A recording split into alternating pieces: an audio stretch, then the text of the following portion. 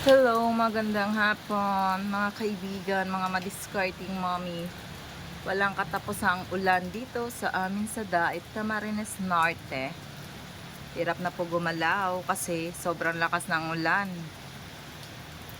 Hirap na po pumunta sa mga malalayong lugar kasi sa iba pong dinadaanan namin medyo bumabaha na rin po. At saka linggo po ngayon hanggat maaari sana po.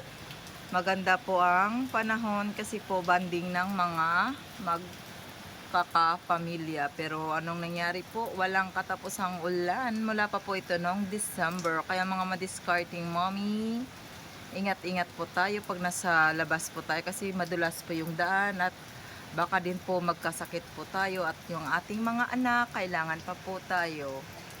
Yan po mga mami. Mula pa po December yung ulan dito sa Camarines Norte hanggang ngayon mukhang nagkatotoo po yung kasabihang La Niña po sa mga panahon na ito.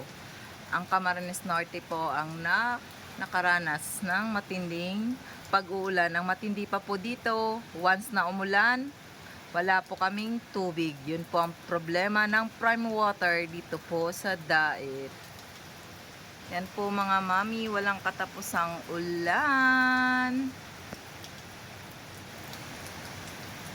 Good day mga mami, have a blessed Sunday. Love you all. Bye!